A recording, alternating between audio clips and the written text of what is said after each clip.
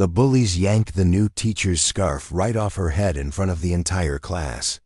They thought they knew who they were dealing with, until she put the ringleader in a Brazilian Jiu-Jitsu chokehold that left him unconscious on the classroom floor.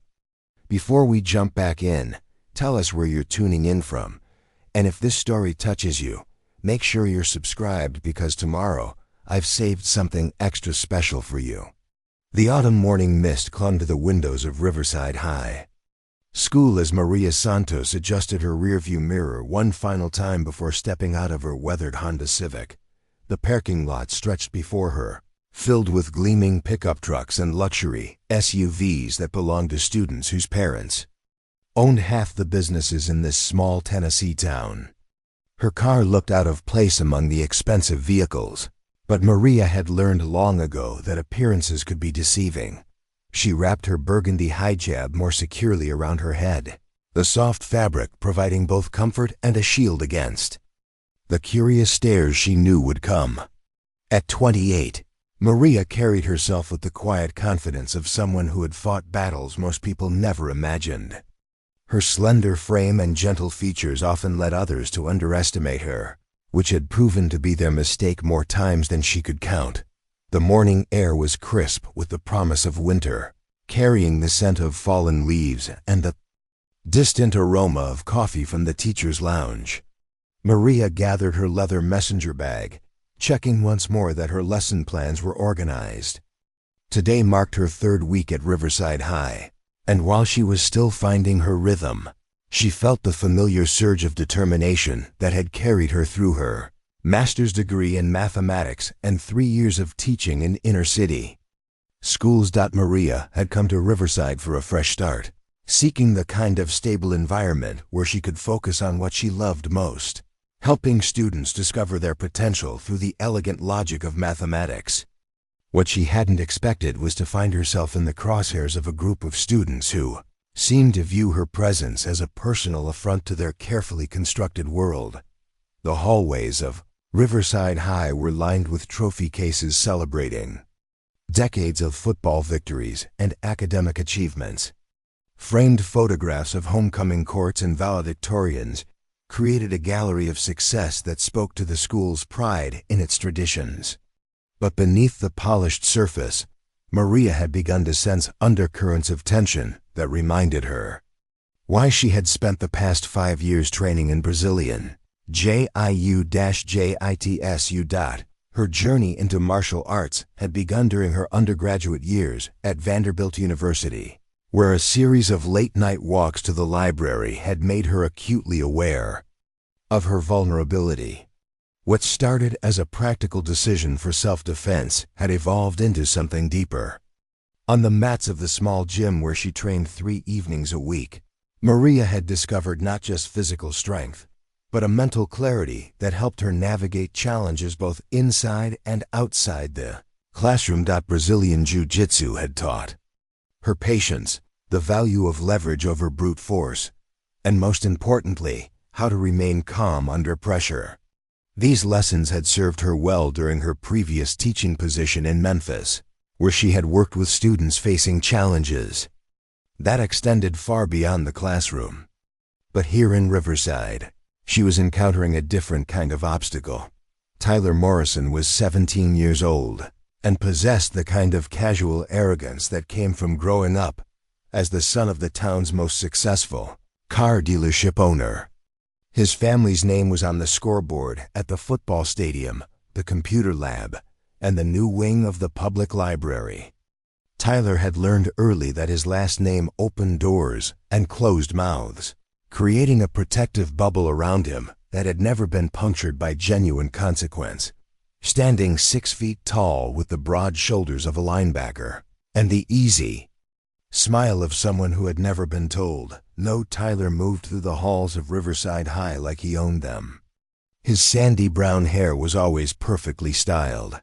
His clothes bore the subtle logos of expensive brands, and his confidence seemed to expand to fill whatever space he occupied. Maria first encountered Tyler during her second day at Riverside, when he sauntered into her advanced algebra class 15 minutes late, offering no apology or explanation.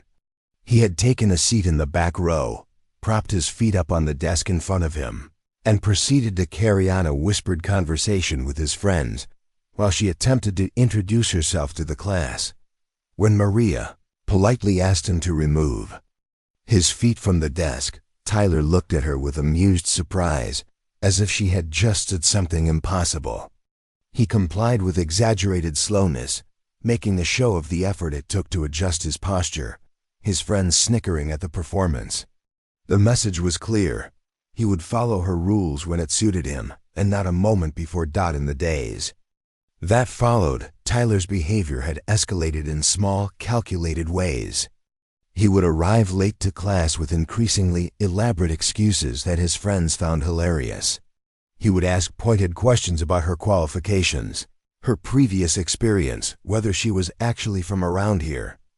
Each comment was delivered with a smile that could be interpreted as innocent curiosity. But Maria recognized the testing pattern. The other teachers at Riverside had offered her sympathetic looks and quiet warnings, couched in friendly advice. "Tyler's always been a handful," said Mrs. Henderson, the veteran English teacher who had been at the school for 23 years. "His family does a lot for the school, you know. Sometimes it's easier to just work around certain situations." The guidance counselor, Mr. Peterson, had been more direct but equally discouraging. "The Morrison family has been part of this community for generations," he had explained during a brief hallway conversation. "Tyler's father sits on the school board. His grandfather donated the funds for our new gymnasium. Sometimes it's about picking your battles wisely." But Maria had spent too many years fighting for her students to simply look the other way when one of them was creating an environment of intimidation and disrespect. She had seen what happened when bullies were allowed to operate without consequence, how their behavior rippled outward to affect every student in their orbit. There was Jennifer Walsh, a quiet sophomore who had stopped participating in class discussions after Tyler began making comments about her second-hand clothes. There was David Kim, a brilliant junior whose enthusiasm for mathematics visibly dimmed whenever Tyler's crew entered the room. Most concerning was Ashley Rodriguez, a freshman who had confided to Maria that she was considering dropping out of advanced algebra because Tyler and his friends made her feel stupid and worthless every day. Maria had documented each incident carefully, submitting formal reports to the administration that disappeared into filing cabinets without apparent action. She had requested meetings with Tyler's parents that were postponed indefinitely due to scheduling conflicts. She had suggested alternative consequences that were deemed too disruptive to the classroom environment. The message from the administration was becoming increasingly clear. Tyler Morrison was untouchable, and Maria was expected to adapt her teaching style to accommodate his behavior rather than address it directly. But accommodation felt like abandonment of every principle that had drawn her to teaching in the first place. During her evening training sessions at Elite Combat Sports, a small gym located in a strip mall 20 minutes from the school, Maria found herself channeling her frustration into her technique. Her instructor, Professor Rodriguez, was a soft-spoken Brazilian immigrant who had competed professionally before opening his academy.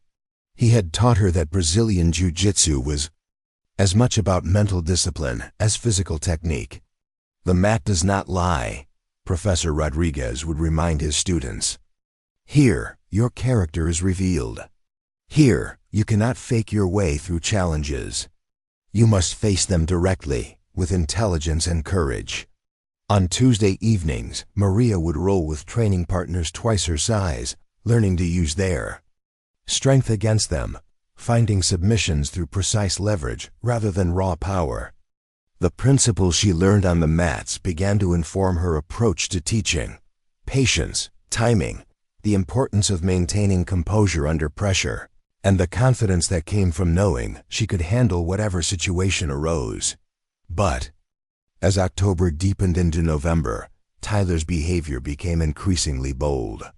He began arriving to class with coffee from the expensive shop downtown, making a show of setting up his drink station while Maria was trying to begin lessons. He would interrupt her explanations with questions that had nothing to do with mathematics. "Miss Santos, is that a religious thing you wear on your head? Are you allowed to take it off?" His friends would erupt in laughter at these interruptions, creating a cascade of disruption that derailed entire class periods. When Maria addressed the behavior directly, Tyler would adopt an expression of wounded innocence, claiming he was simply trying to learn about different cultures, and that he didn't understand why she was being so sensitive. The Friday before everything changed, Tyler had pushed his luck further than ever before.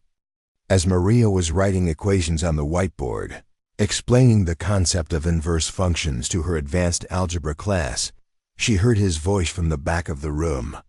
"Hey, Martinez," he called to one of his friends, deliberately mispronouncing Maria's surname. "You think she's hiding anything interesting under that headscarf?" The comment sent a chill through the classroom. Several students shifted uncomfortably in their seats, while others looked toward Maria to see how she would respond. Jennifer Walsh stared down at her desk, her cheeks flushed with secondhand embarrassment. David Kim's jaw tightened with visible anger. Maria set down her marker and turned to face Tyler, her expression calm but her eyes steely. "Tyler, that comment is inappropriate and disrespectful. I need you to step outside so we can discuss this privately." Tyler leaned back in his chair, his smile widening. "I was just asking a question, Miss Santos. Isn't this supposed to be a place of learning? I thought teachers were supposed to encourage curiosity." His friends snickered, and Maria could feel the attention of the entire class focused on this moment. She recognized it as a test not just of her authority, but of her willingness to stand up for herself and create a safe environment for every student in the room. "Outside. Now," she repeated, her voice carrying the quiet authority she had learned to project during her years in more challenging schools. Tyler's smile faltered slightly, but he stood up with exaggerated slowness, gathering his books with deliberate inefficiency. As he passed her desk on his way to the door, he leaned close enough that only she could hear his whispered words. "You might want to be careful about making enemies around here, Miss Santos. This is our town, not yours."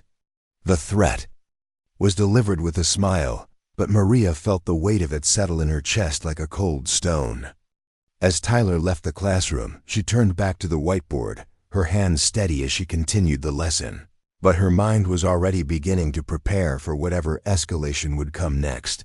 That afternoon, as she packed her materials and prepared to leave for the weekend, Maria found a note tucked under her windshield wiper. It was written in Tyler's distinctive handwriting, the letters bold and careless. "Some people don't know when they're not wanted. Maybe it's time to find somewhere you fit in better." Preparing and narrating this story took us a lot of time, so if you are enjoying it, subscribe to our channel. It means a lot to us. Now back to the story. Maria folded the note carefully and placed it in her bag alongside the documentation she had been building. She sat in her car for a long moment, watching the last of the school buses pull away from the building, thinking about Professor Rodriguez's words about facing challenges directly. She had two choices. She could transfer to another school and find a position where she wouldn't have to deal with Tyler Morrison and the system that protected him. Or she could stay and fight for the kind of classroom environment every student deserved, regardless of their family's influence or social status. As she drove home through the falling dusk, past the Morrison automotive billboard that dominated the main intersection of town, Maria made her decision. She would not be intimidated. She would not abandon her students. And if Tyler Morrison wanted to test her resolve, he would discover that beneath her quiet exterior was someone who had spent years learning exactly how to handle bullies. The weekend passed quietly, but Maria spent her training sessions with unusual intensity, drilling techniques and sparring with a focus that caught Professor Rodriguez's attention. "You seem different tonight," he observed as she practiced her guard passes. "More determined. Just working through some challenges." Maria replied, sweeping her training partner with a precision that spoke to her growing confidence. "Remember," Professor Rodriguez said, watching her technique, "Jiu-Jitsu is not about aggression. It is about protection. It is about using an opponent's energy against them. Sometimes the strongest response is the most controlled one." Maria nodded, understanding that his words applied to more than just what happened on the mats. As Monday morning approached, she felt a calm certainty settling over her armor. Whatever Tyler Morrison had planned, she would be ready. Monday morning arrived with the sharp bite of November air that promised winter's approach. Maria pulled into the faculty parking lot 30 minutes before first period, watching as students began filtering through the main entrance. She had slept well despite the tension of the previous week, her mind clear and focused in the way that came after making a difficult decision. The weekend had given her time to review her documentation, organize her thoughts, and most importantly, to prepare mentally for whatever escalation Tyler might attempt. She had also spent Sunday afternoon at the gym, working through scenarios with Professor Rodriguez, who had listened to her situation with the grave attention of someone who understood that sometimes conflict was unavoidable. "In Jiu-Jitsu, we talk about position before submission," he had told her as they worked through defensive techniques. "Control your position, stay calm, and trust your training. The person who panics first is the person who loses." Inside the school, Maria noticed immediately that something had shifted. Students moved through the hallways with an undercurrent of anticipation, conversations dying as she passed, then resuming in urgent whispers. By the time she reached her classroom, she understood that word of Friday's confrontation had spread through the social networks that connected Riverside High's student body. Her first period class filed in with unusual quiet, students taking their seats without the typical morning chatter. Maria began her lesson on quadratic equations, but she could feel the tension humming beneath the surface like electricity before a storm. Even Jennifer Walsh seemed nervous, stealing glances toward the door as if expecting something to happen. Tyler was absent from the first period, which was unusual for him despite his habitual tardiness. His empty desk seemed to command as much attention as his presence normally did, creating a vacuum that made everyone more aware of what was missing. During the second period, Maria heard Tyler's voice echoing from the hallway, louder than necessary. Clearly performed for an audience. "Some people think they can come into our school and change everything," he was saying to someone just outside her classroom door. "But this is our house, and we don't let outsiders tell us how to act." The students in Maria's classroom exchanged glances, recognizing the theater of intimidation that Tyler was staging. Maria continued her lesson without pause, but she felt her awareness heighten, the same alertness that came during sparring sessions when an opponent was setting up an attack. Third period was Maria's planning period, which she typically used to grade papers and prepare for the day's remaining classes. Instead, she found herself summoned to Principal Davidson's office, a meeting that had been scheduled with suspiciously short notice. Principal Davidson was a tall, thin man in his 50s, who had been at Riverside High for nearly a decade. His office was decorated with golf trophies and photographs of him shaking hands with local politicians and business leaders. Behind his desk hung a framed photograph of the Morrison family at a school fundraising event, Tyler's father prominently featured with his arm around the principal's shoulders. "Maria, please have a seat," Principal Davidson said, his tone carrying the false warmth of someone about to deliver unwelcome news. "I wanted to touch base about how things are going with your transition to Riverside." Maria settled into the chair across from his desk, recognizing the careful phrasing that suggested this conversation had been planned in advance. "Things are going well," she replied evenly. "My students are engaged, and we're making good progress through the curriculum." "That's wonderful to hear," the principal said, though his expression suggested otherwise. However, I've received some concerns from parents about classroom management issues. Nothing serious, of course, just suggestions that we might want to consider adjusting our approach to better fit the culture here at Riverside." The words were carefully chosen, but Maria understood their meaning clearly. Tyler's parents had made their displeasure known, and the school was preparing to protect its valuable donors by pressuring her to accommodate their son's behavior. "What specific concerns?" Maria asked, keeping her voice neutral. Principal Davidson shifted in his chair, clearly uncomfortable with having to be more direct. "There have been reports of unnecessary confrontations with students, particularly those from prominent families in our community. The Morrison family has been especially generous to our school, and we want to ensure that all our students feel welcome and supported." Maria felt a familiar calm settle over her, the same mental clarity that came when an opponent revealed their strategy too early. "I believe all students should feel welcome and supported," she agreed. "That includes students who might not have prominent families protecting them." The principal's smile tightened. "Of course, Maria. We just want to make sure everyone understands how things work here. Sometimes it's better to find creative ways to manage challenging situations rather than creating unnecessary conflicts. And if a student's behavior is disrupting the learning environment for other students," Maria asked. "Well, that's where experience and wisdom come in," Principal Davidson replied. "Veteran teachers often find that certain students respond better to patience and understanding rather than confrontation. Perhaps you might consider observing some of our senior faculty members to see how they handle these delicate situations." The meeting continued for another 10 minutes, but the message had been delivered clearly. Tyler Morrison was not to be held accountable for his behavior, and Maria was expected to adjust her teaching to accommodate his disruptions. As she left the principal's office, Maria felt a cold anger building in her chest, tempered by the discipline she had learned on the training mats. Fourth period brought Tyler back to her advanced algebra class, and he entered with a swagger that announced his confidence in his protected status. He was flanked by his usual crew, Marcus Webb, whose father owned the largest construction company in town, Jake Patterson, son of the county's district attorney, and Cole Mitchell, whose family controlled most of the farmland surrounding Riverside.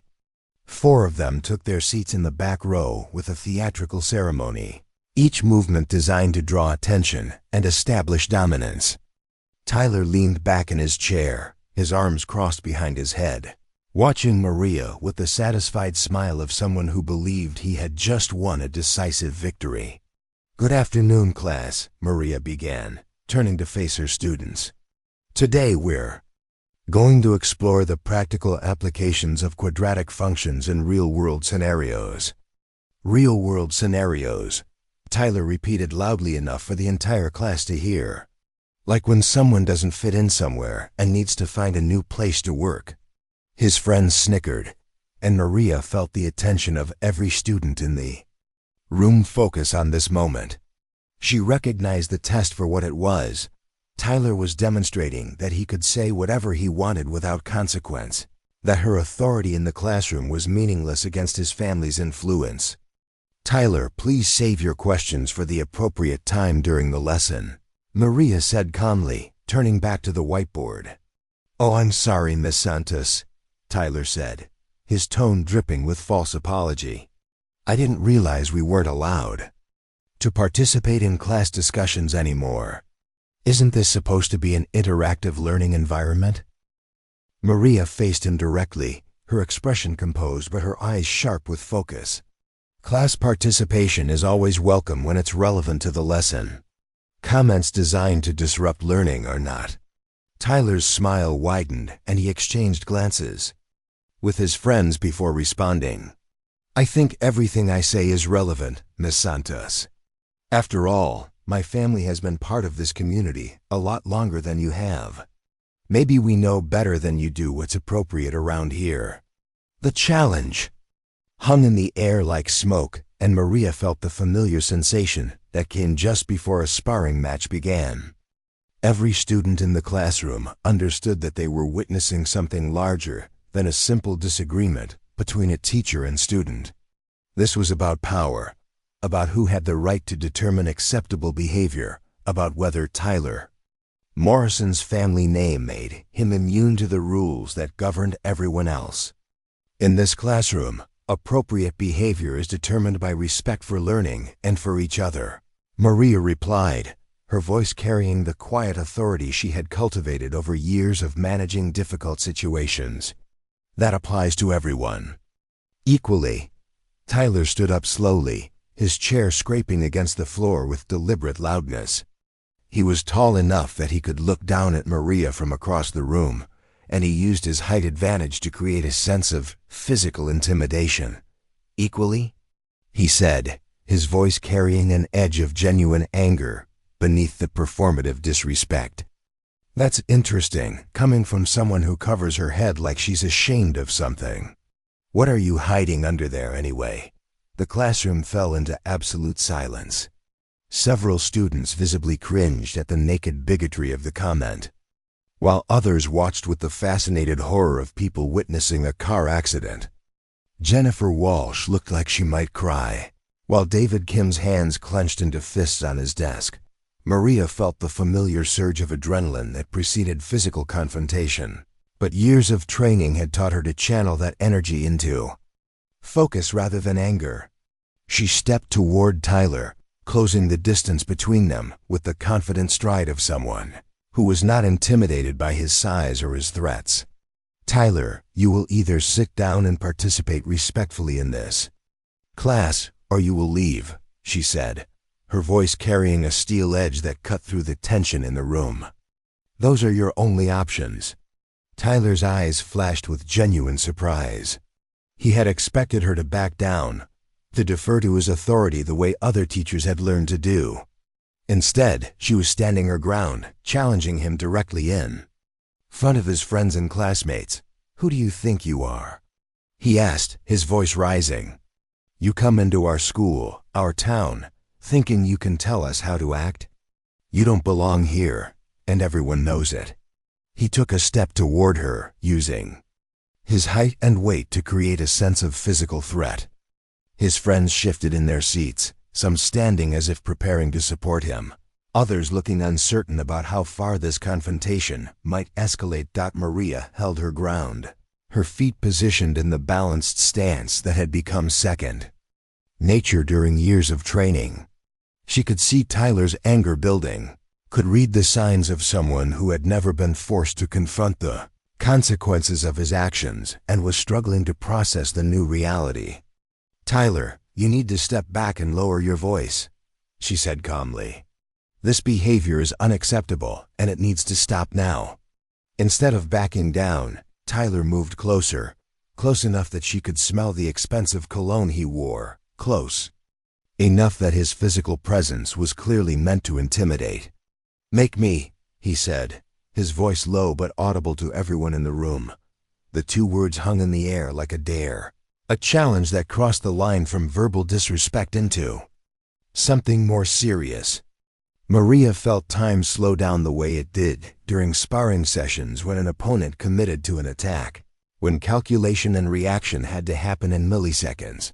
She could see the faces of her students, watching with a mixture of fear and anticipation.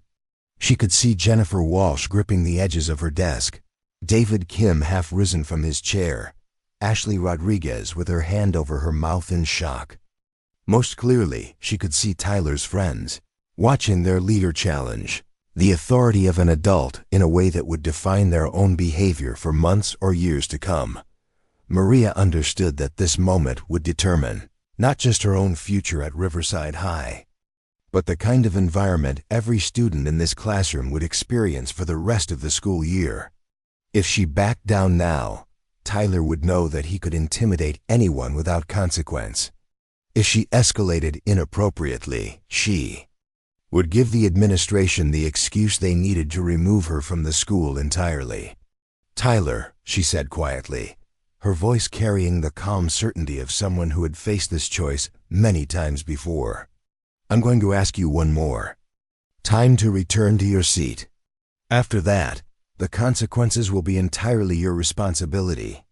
Tyler's smile returned, but it was uglier now, tinged with the kind of cruel anticipation that came from someone who enjoyed causing pain. "Consequences," he laughed. "Lady, you have no idea who you're messing with. My dad owns half this town. One phone call, and you'll be looking for a new job." He reached out then, his hand moving toward the edge of her hijab with deliberate slowness. His eyes locked on hers as he prepared to cross a line that would change everything. "Let's see what you're really hiding under this thing." Tyler's fingers made contact with the edge of Maria's hijab, and everything changed. The fabric was soft beneath his grasp, burgundy silk that had been carefully wrapped that morning with the same precision Maria brought to everything in her life. For a split second, the classroom existed in perfect suspension, like the moment between lightning and thunder when the world holds its breath.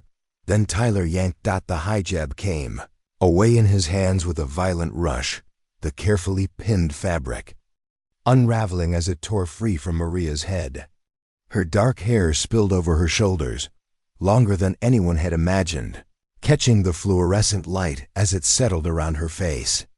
The silk fluttered to the floor like a wounded bird, coming to rest near Tyler's feet as he stood there with the fabric still clutched in his fist, his grin triumphant and savage.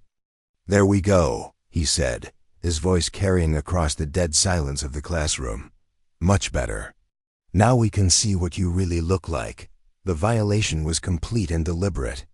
Maria stood perfectly still, her hair framing her face, her expression calm in a way that was more terrifying than any display of anger.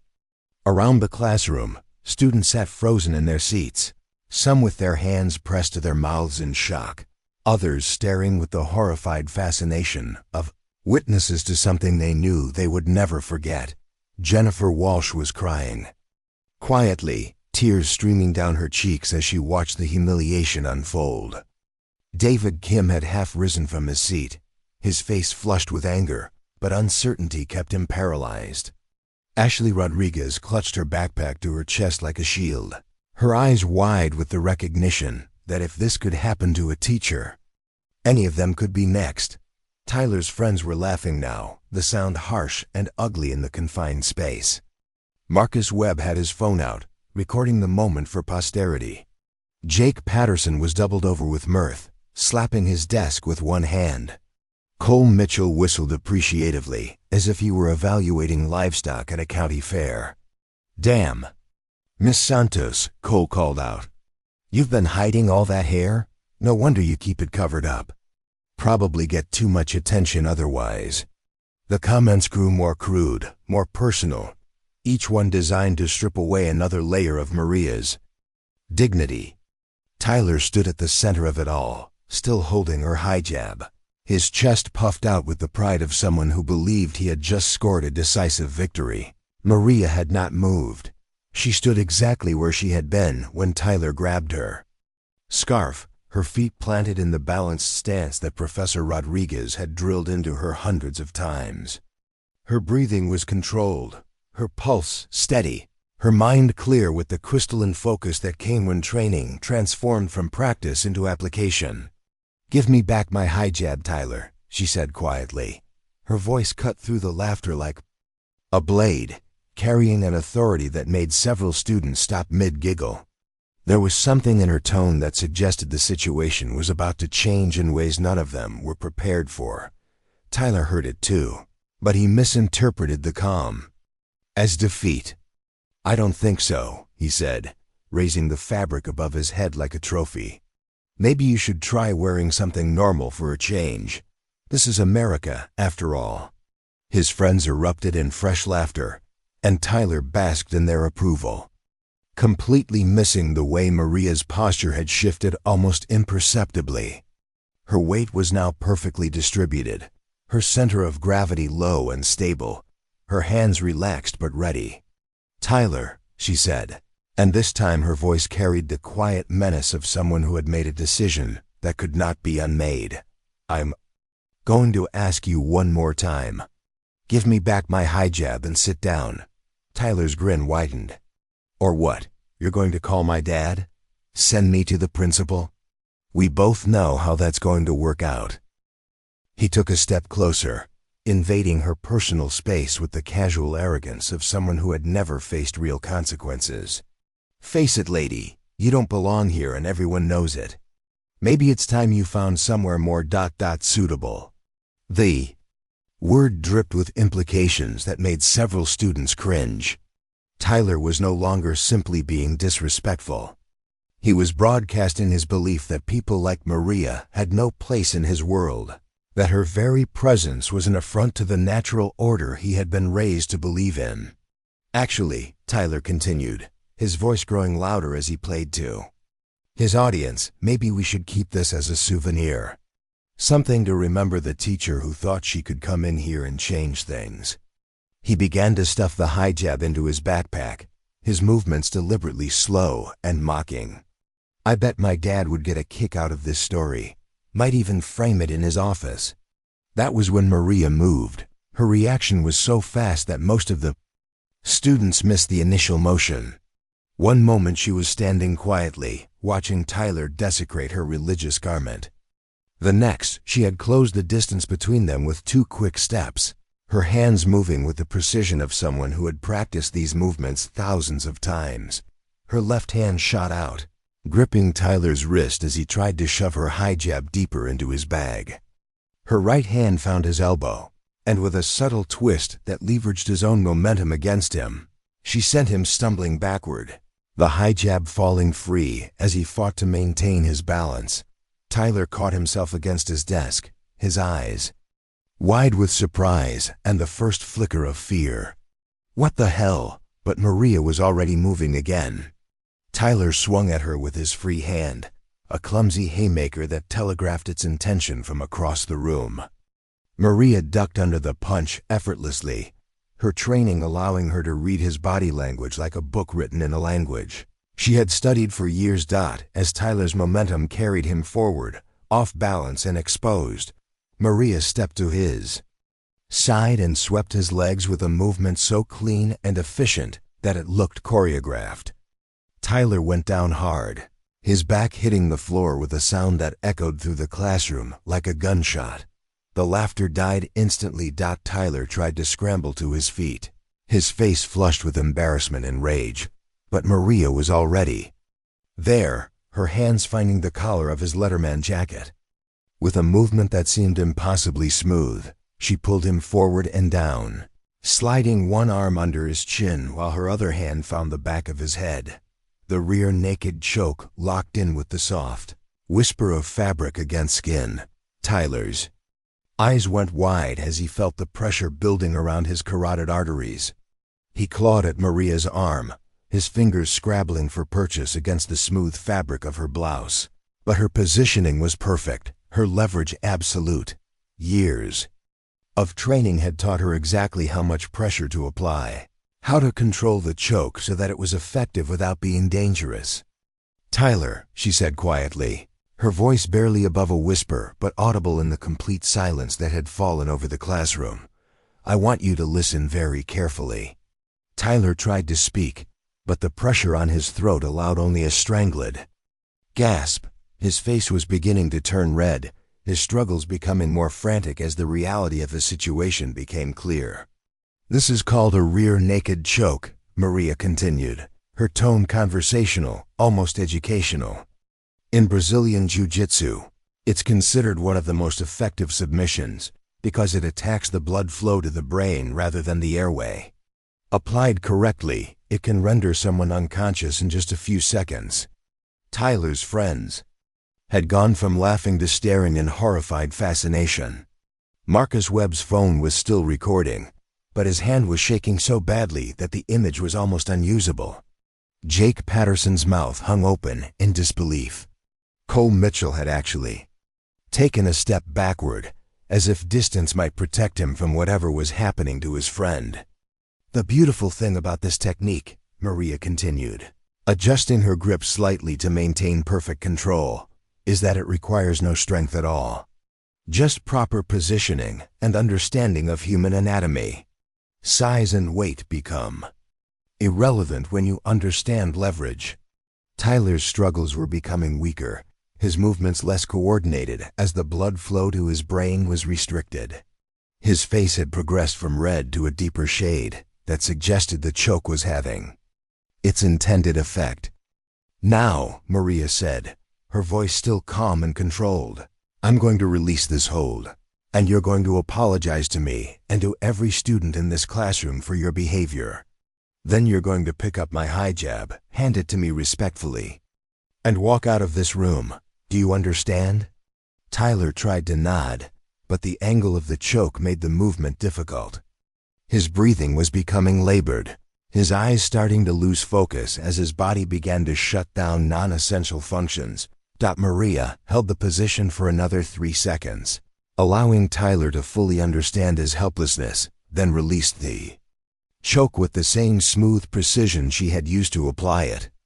Tyler collapsed forward onto his hands and knees, gasping and coughing as blood flow returned to his brain, his entire body shaking with the aftershock of oxygen deprivation. The classroom remained absolutely silent except for Tyler's ragged breathing. Every student sat frozen in their seats, staring at the scene before them with the stunned recognition that everything they thought they knew about power dynamics had just been shattered. Maria stood over Tyler, her posture relaxed but alert, ready to respond if he chose to continue the confrontation. Her hair fell around her shoulders like a dark curtain, and for the first time, several students noticed the quiet strength in her bearing, the way she moved with the confidence of someone who was completely comfortable with physical conflict. Tyler slowly pushed himself to his feet, his movements unsteady, his face pale except for the red marks around his throat where Maria's arm had compressed his neck. He looked around the classroom, seeing his friends' shocked faces, the mixture of fear and awe in his classmates' eyes, the complete absence of the respect and dominance he had commanded just moments before. "You ... he started to say, but his voice came out as a croak. He cleared his throat and tried again. "You can single quotes my father." "Your father," Maria interrupted, her voice carrying the same deadly calm, "raised a son who thinks it's acceptable to assault women and mock their religious beliefs. Perhaps he failed to teach you that actions have consequences." She gestured toward her high jab, which lay crumpled on the floor near Tyler's feet. "Pick it up." Tyler stared at her, then at the fabric, then back at her face. The calculation was visible in his eyes as he weighed his options: continue the confrontation and risk another demonstration of Maria's capabilities, or submit to her demand and acknowledge her authority in front of everyone who mattered to him. The choice was made easier by the way his throat still ached, by the memory of helplessness that was seared into his consciousness, by the gradual understanding that the protection his family name had always provided meant nothing against someone who was willing and able to defend herself. Slowly, Tyler bent down and picked up the high jab, his movements careful and deliberate. He held it out to Maria with shaking hands, his eyes fixed on the floor, unable to meet her gaze. "I'm sorry," he whispered. "Louder," Maria said, "so everyone can hear you." Tyler's head came up, and for a moment his old defiance flickered in his eyes. But then he looked at Maria's face, saw the calm certainty there, and understood that his reign of intimidation was over. "I'm sorry," he said more clearly. "To you and to everyone, for what I did. It was wrong." Maria took her high jab from his trembling hands, holding the silk gently as she examined it for damage. "Thank you, Tyler. Now I think it would be best if you left my classroom." Tyler nodded quickly, gathering his backpack with movements that suggested he couldn't get away fast enough. As he walked toward the door, his friends remained seated, none of them willing to follow him and risk drawing Maria's attention to themselves. At the doorway, Tyler paused and looked back one more time. "This isn't over," he said quietly. Maria met his gaze directly, her expression unchanged. "Yes, it is." Tyler left, and the sound of his footsteps echoed down the hallway until they faded into silence. Maria stood alone at the front of the classroom, her hijab clutched in her hands, facing a room full of students who were seeing her and themselves in an entirely new light. In the aftermath of Tyler's departure, the classroom existed in a bubble of stunned silence that seemed to stretch beyond the normal boundaries of time. Maria stood at the front of the room, carefully rewrapping her hijab with the same precise movements she had used that morning, her fingers working automatically, while her mind processed what had just occurred. The burgundy silk felt different now, transformed from a simple piece of fabric into something that carried the weight of dignity defended and respect earned. As she adjusted the final pin, Maria looked up to find 30 pairs of eyes watching her with expressions ranging from awe to fear to something approaching reverence. Jennifer Walsh was the first to break the silence, her voice barely above a whisper, but carrying clearly in the hushed room. "Miss Santos. Are you okay?" The question seemed to unlock something in the other students, and suddenly the air filled with a dozen voices speaking at once. David Kim was on his feet, his hands clenched into fists, asking if Tyler had hurt her. Ashley Rodriguez was crying openly, apologizing repeatedly for not standing up sooner. Even some of Tyler's former allies were stumbling over themselves to distance themselves from his behavior. Maria raised one hand, and the voices died instantly, everyone suddenly aware that the dynamic in the classroom had fundamentally shifted. The quiet authority she had always possessed was now backed by the undeniable demonstration that she could enforce her boundaries when necessary. "I'm fine," she said simply. "But I think we need to discuss what just happened and what it means for all of us going forward." She moved to her desk, settling into her chair with the same calm composure she had maintained throughout the confrontation. Several students unconsciously leaned forward, eager to hear her perspective on the events they had just witnessed. "What Tyler did was assault," Maria began, her voice clear and steady. "When someone forcibly removes another person's religious covering without consent, that's a criminal act. When someone physically intimidates another person in an attempt to silence them, that's also criminal behavior." Marcus Webb, who had been filming the entire incident, shifted uncomfortably in his seat. The phone in his hand suddenly felt heavy, with the weight of evidence that could implicate him as an accessory to what had occurred. "But more importantly," Maria continued, "what happened here today was the result of a pattern of behavior that we as a community have allowed to continue, unchecked. Tyler didn't become a bully overnight. He learned that he could intimidate others without consequence, that his family's influence made him untouchable, that respect was something he could demand rather than earn." She looked around the room, making eye contact with each student, allowing them to see the calm strength that had always been there, hidden beneath layers of professional restraint and social expectation. Every time someone witnessed his behavior and said nothing, every time an adult looked the other way because it was easier than confronting a powerful family, every time you laughed at his cruelty or stayed silent when he targeted someone weaker than himself, you contributed to creating the environment that led to what happened today. The words hit the classroom like stones thrown into still water, creating ripples of recognition and shame that spread from student to student. Several of Tyler's former friends looked physically ill as they contemplated their own complicity in his reign of terror. Jake Patterson, the district attorney's son, raised his hand tentatively. "Miss Santos. What's going to happen now? I mean, to Tyler, and to all of this?" Maria considered the question carefully before responding. "That depends on what you all choose to do next. Change doesn't happen because one person stands up to a bully. Real change happens when an entire community decides that certain behaviors are unacceptable and commits to enforcing that standard consistently."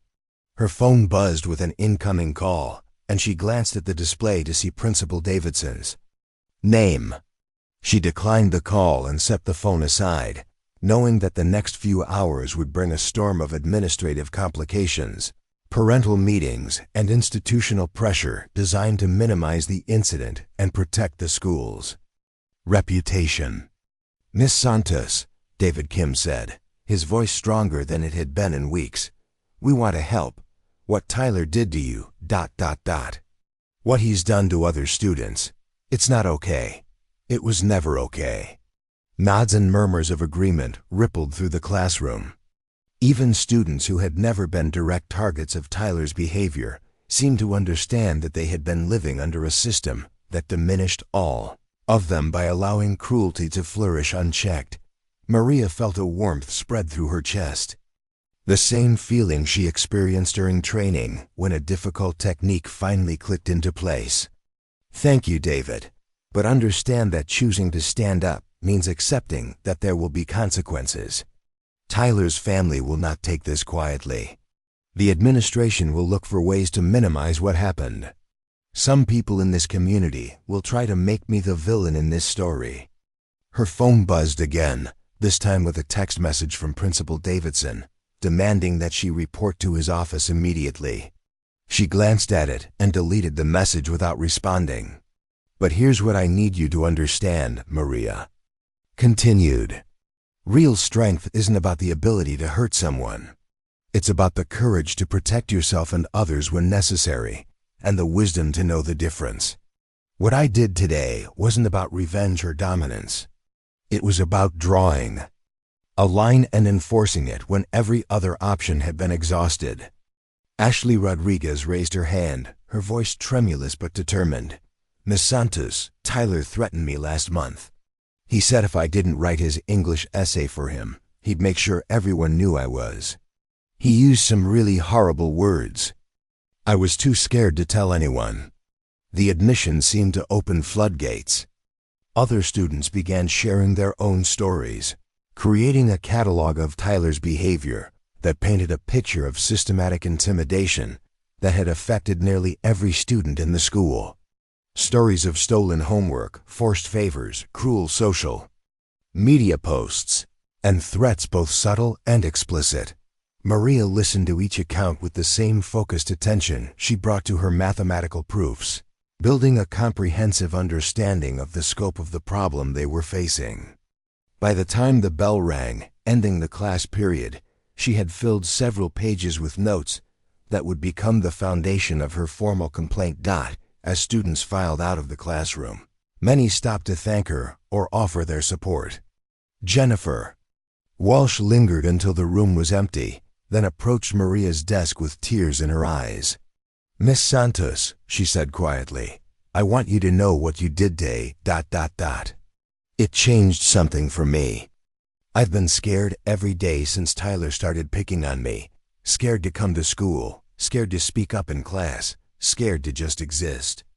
But seeing you stand up to him, seeing that he's not actually untouchable, it makes me feel like maybe I don't have to be afraid anymore." Maria stood and placed a gentle hand on Jennifer's shoulder. "You never had to be afraid, Jennifer. Fear was something Tyler wanted you to feel because it gave him power over you. But courage isn't the absence of fear, it's acting in spite of fear when something important is at stake." Jennifer nodded, wiping her eyes. "Will you teach me?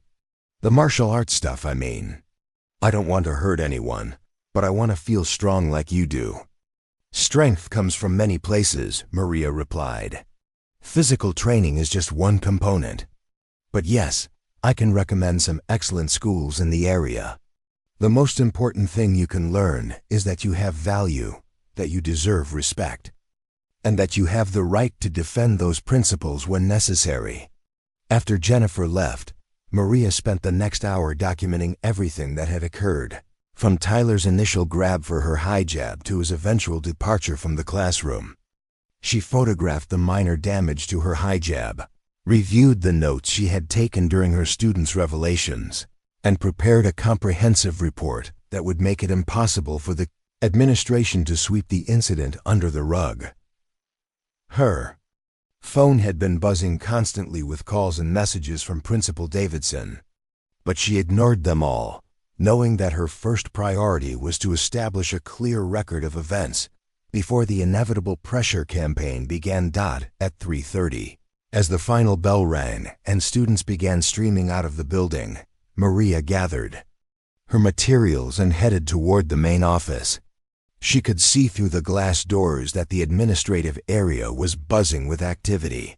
Staff members moving with the urgent energy that accompanied crisis management.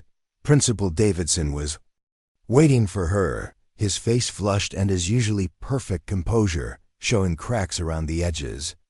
Behind him stood Tyler's father, Richard Morrison, a man whose presence seemed to fill the small office with the weight of accumulated wealth and influence.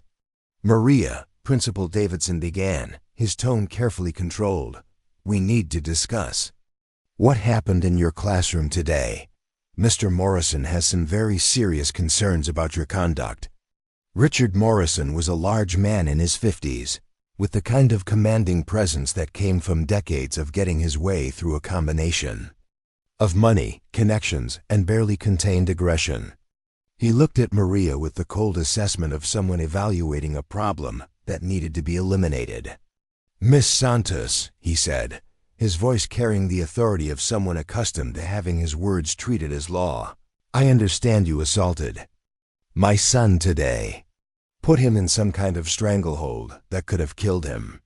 That's a serious criminal offense, and I want to know what you intend to do about it." Maria set her bag down carefully and faced both men with the same calm composure she had maintained throughout the day. "Mr. Morrison, your son sexually assaulted me by forcibly removing my hijab, made numerous racist and religiously bigoted comments, and physically threatened me in front of 30 witnesses. What happened after that was self-defense, applied with precisely the minimum force necessary to end his attack." The principal shifted uncomfortably, clearly caught between his desire to appease the Morrison family and the legal reality of what had actually occurred.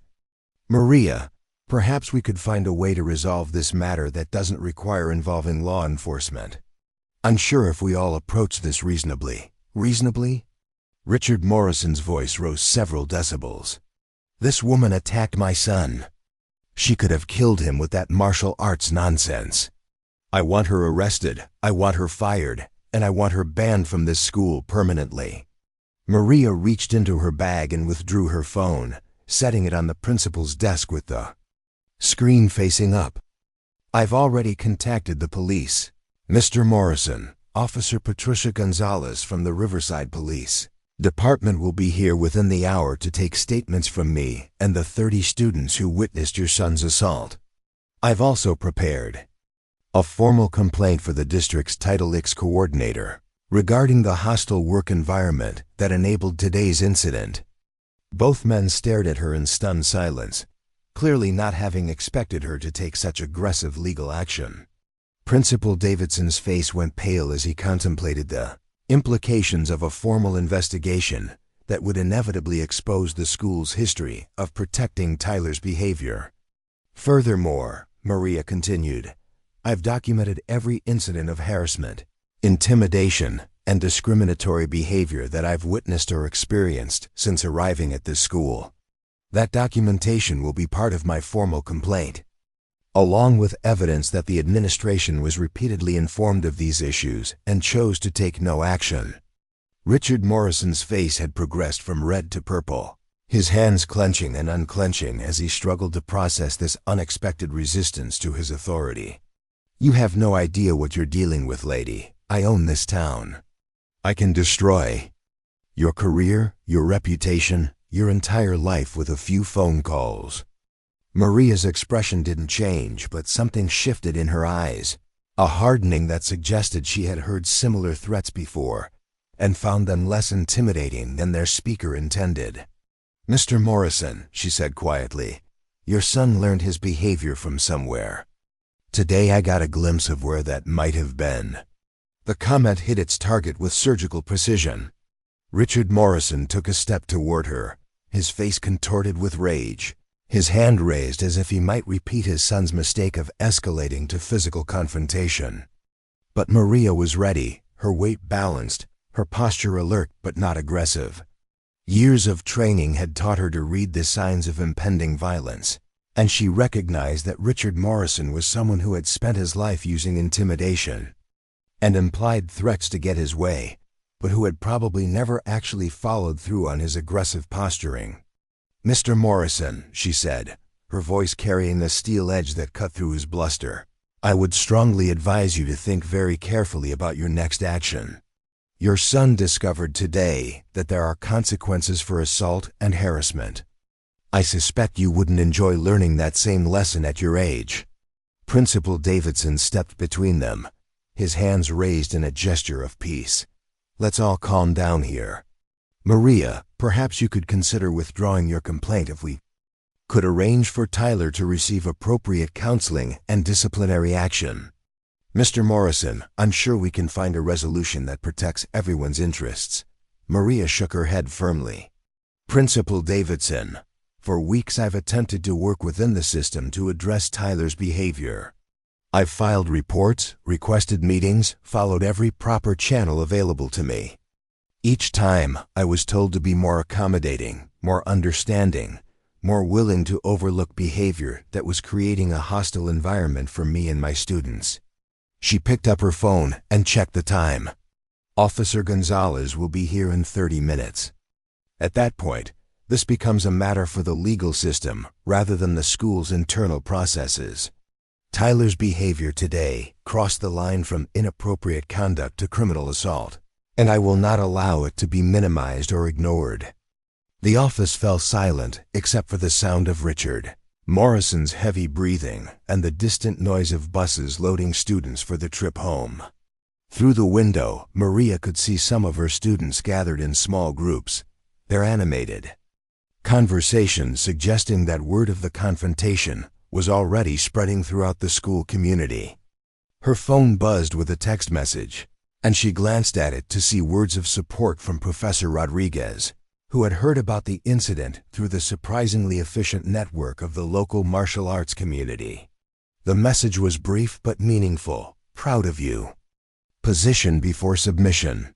At 4:15, Officer Patricia Gonzalez arrived at Riverside High School, a compact woman in her 40s whose professional demeanor and thorough approach to documentation made it clear that she took the complaint seriously.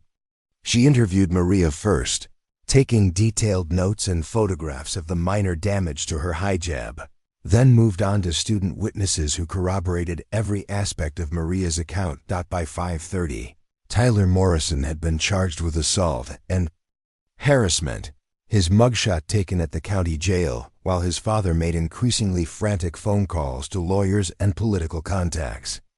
The story was already spreading beyond the confines of Riverside, picked up by local news outlets that recognized the broader implications of a story about privilege, accountability, and the courage to fight back against institutional protection of bullies. Within days, the video that Marcus Webb had recorded became viral across social media platforms, viewed millions of times by people who saw in Maria's calm response to Tyler's aggression a symbol of resistance against the kind of entitled behavior that too often went unchallenged. The school district, faced with overwhelming public pressure and the threat of federal Title IX violations, implemented sweeping policy changes that included mandatory harassment training for all staff, anonymous reporting systems for students, and zero-tolerance policies for discriminatory behavior regardless of the perpetrator's family status. Tyler Morrison was expelled from Riverside High School and required to complete community service at a local Islamic cultural center, where he spent 6 months learning about the religious significance of hijabs and the impact of religious discrimination. The experience, while initially resented, gradually opened his eyes to perspectives he had never considered, and began a slow process of personal growth that would continue into his adult life. 3 months after the incident, Maria stood in front of a packed auditorium at the annual National Education Association conference, delivering a keynote address about the importance of educator safety and the courage required to create inclusive learning environments. Her story had resonated with teachers across the country who faced similar challenges in their own schools, inspiring policy changes and training programs designed to protect both educators and students from harassment and discrimination. But perhaps the most meaningful change occurred in her own classroom, where students like Jennifer Walsh, David Kim, and Ashley Rodriguez had found their voices and were using them to support classmates who faced bullying or discrimination.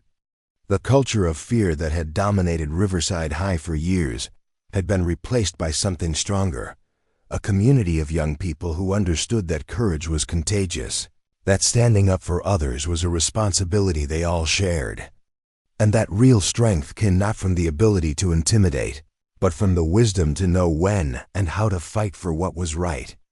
On a warm spring evening 6 months later, Maria stood on the mats at Elite Combat Sports, watching a group of her students practice basic self-defense techniques under Professor Rodriguez's patient instruction. Jennifer Walsh was among them, her confidence growing with each session, her voice stronger and clearer than it had ever been in the classroom. "Miss Santos," Jennifer called out during a water break, "thank you for showing us that we don't have to accept being treated badly, that we can fight back when it matters." Maria smiled, adjusting her own GI as she prepared to join the evening's training session. "Remember, Jennifer, the most important victory is often the one that prevents a fight from happening in the first place.